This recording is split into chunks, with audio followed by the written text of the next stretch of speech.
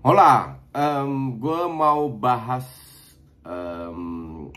transfer ya. Transfer banyak yang minta. Besok nggak ada.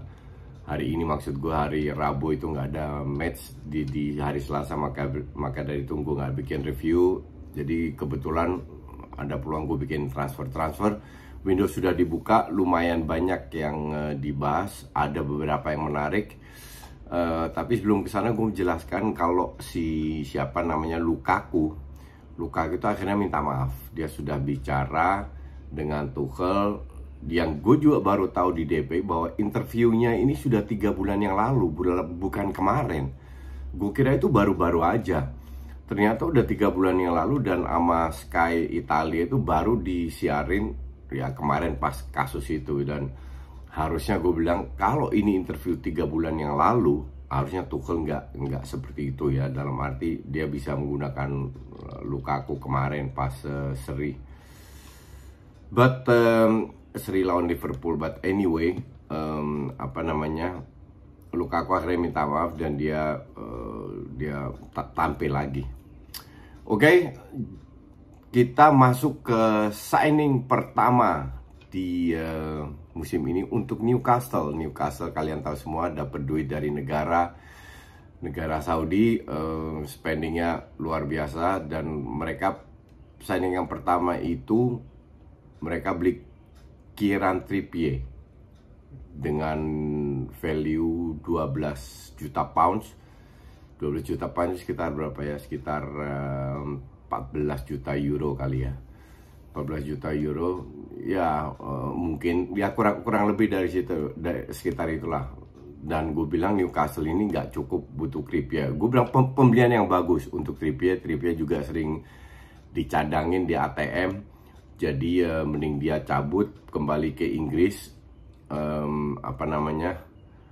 Apakah ini menguntungkan untuk Newcastle? Iya, tapi it's not enough ya. Bener-bener nggak cukup. Bahkan Newcastle mengincar beberapa pemain ya, dari Arsenal. Rob Holding, El Neni diincar. Terus siapa lagi? Ada 4 pemain lah yang diincar. Nketiah diincar. Newcastle ini memang harus beli setengahnya minimal pemain baru, karena kalian tahu semua squadnya itu bapuk banget ya. Dan lu kebayang nggak, lu punya duit segepok, nggak ada serinya, tiba-tiba main di Championship, kan buang setahun. Mending sekarang mereka invest, beli 5-6 pemain, harusnya bisa membantu at least tidak terdegradasi, baru musim depan suntik lagi. Tapi kita lihat, maka dari itu gue bilang gue sih happy aja kalau Newcastle jeblok, biar mereka keluar duit banyak untuk jadi juara Championship. Terus Maitland-Niles ke Roma butuh Maitland-Niles. Untuk Maitland-Niles pun juga step yang bagus, karena dia udah nggak dipakai lagi, nyaris nggak main. Dan tidak ada, pertama kan Roma mau loan 1 juta kalau nggak salah, sama buying option 10 juta, ditolak Arsenal. Akhirnya dapat 1 juta pounds, tapi itu fee dengan bonus, tapi nggak ada buying option. Jadi anytime si Arsenal bisa tarik kembali. Gue bilang untuk Maitland-Niles ini pun bagus, tapi gue nggak yakin Roma adalah tempat yang bagus, yang cocok. Gue bilang mending, gue anggap Serie A itu liga buangan untuk pemain Inggris yang sudah tuir, kasarnya begitulah. Dia mending, kalau dia mau survive, harusnya dia mending ke tim kayak Newcastle gitulah. Itu akan lebih cocok buat dia daripada ke Roma.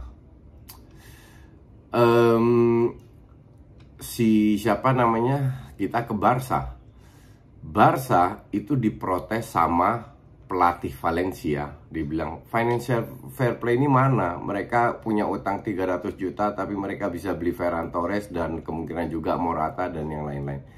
Jadi gini, gue jelasin sedikit. Barca itu bukan nggak punya duit, oke? Barca itu income-nya waktu itu 800, hampir 900 juta setahun. Dan di Spanyol salary cap tingginya gaji pemain ditotalin itu ada hubungannya dengan income. Berapa persen dari income lah. Kalau income-nya 800 mungkin boleh 600-an, 75% kalau nggak salah. Oke. Nah, selama pandemi income-nya ini menurun. Income menurun secara tidak langsung, pemain-pemainnya harus turunin gaji. Jadi kalau sekarang 300-an income-nya, salary cap-nya sekitar 275, maka dari itu orang pertanyakan, kenapa dulu Messi bisa gaji 70 juta, Rakitic, Suarez, dan lain-lain? Karena dulu income-nya masih tinggi. Nah, jadi bukan Barca nggak ada duit untuk beli pemain, tapi tidak bisa mendaftarkan karena masih ada beberapa pemain yang mahal, gaji mahal, kayak Umtiti, Coutinho, dan lain-lain. Sementara kita tahu bahwa ada 4 pemain La Masia yang menurunkan gajinya. Bahkan Dani Alves bermain untuk 1 euro. Oke. Nah, Ferran Torres belum bisa didaftarkan ya karena plafon gaji ini. Dan akhirnya berita terakhir, Coutinho dan Umtiti yang gajinya gede itu akan cabut. Nah, kalau dua ini cabut di loan, Barca kan nggak usah bayar gaji mereka. Minimal ada pos kosong berapa, 20-30 juta. Nah, Ferran Torres ini mungkin gajinya 5-6 juta doang, ngerti nggak? Jadi bisa banyak pemain didaftarkan. Itu intinya, bukan Barca nggak punya duit. Kalau Barca punya 300 juta utang, itu bisa dicicil, bisa bulanan. Kayak lu beli rumah lah 300 juta atau beli rumah 300 juta euro, terus lu cicil tiap bulan 10.000. 20.000, 30.000, whatever lah, atau 100.000, 200.000, itu bisa dicicil, nggak masalah sama sekali. Jadi itu statement dari si pelatih Valencia untuk gue sih nggak make sense, sirik aja. Nah, Morata sementara kasusnya akan ke Barca. Apakah Barca butuh Morata? Iya, karena kalau lu lihat kemarin lawan Mallorca, itu pemainnya itu benar-benar pemain mudanya, cadangannya pemain muda yang main sama cadangan pemain senior, kecuali Busquets, Pique sama Pique, Frenkie de Jong sama Ter Stegen, sama Araujo 4. Sisanya itu cadangan semua yang main, parah banget. Nah, kalau seandainya untuk menghindari hal-hal kayak begini lagi, ya mending datengin Morata. Ini Barca ini lagi swag banget. Si Ferran Torres yang udah fit sama Pedri positif mendadak. Jadi Pedri yang harusnya main jadi batal, nggak ngerti lagi. Pokoknya lagi swag banget lah. Intinya itu, jadi Barca bisa beli Ferran Torres 55 juta, itu dibagi 4 termen juga bayarnya. Nah, Morata itu akan dilepas kalau Juve punya penggantinya. Nah, Juve maunya si Suarez, sementara Suarez kagak mau. Jadi repot lagi.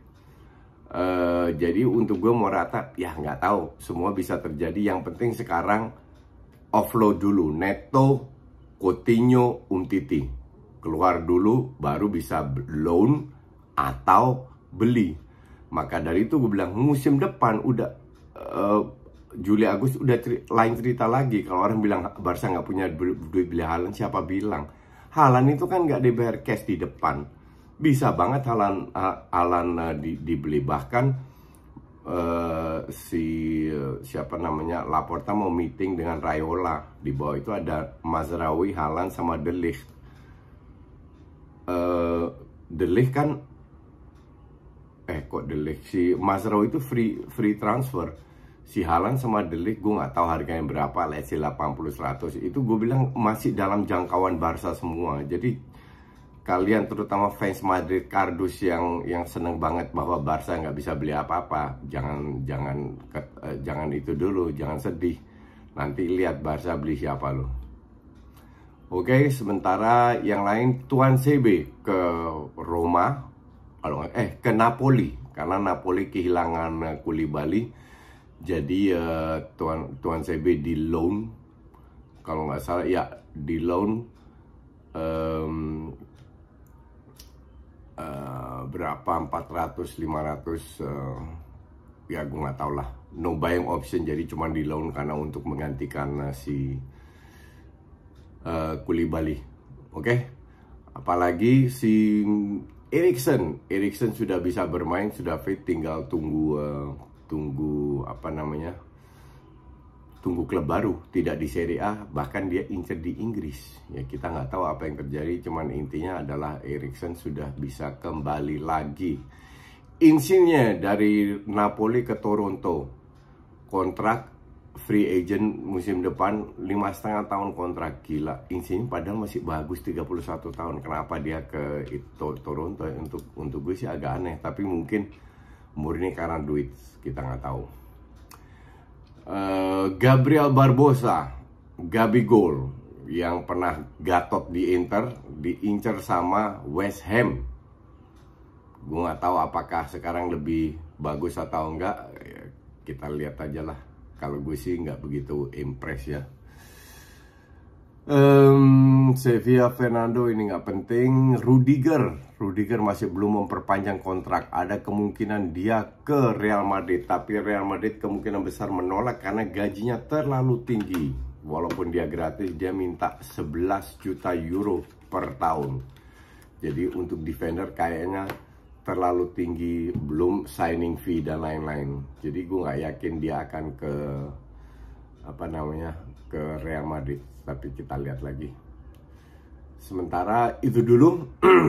Sebentar, nggak ada yang jelas. Ini ada berita tentang Haaland maunya hanya main di La Liga.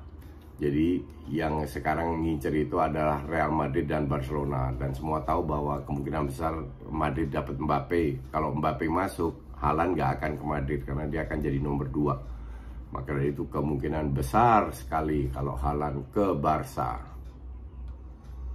Arsenal incer Alexander Isak, tapi Arsenal juga memberikan penawaran kepada Fiorentina untuk Vlahovic, yaitu 55 juta plus si Torreira. Torreira value-nya 15 juta dan itu dipertimbangkan sama Fio.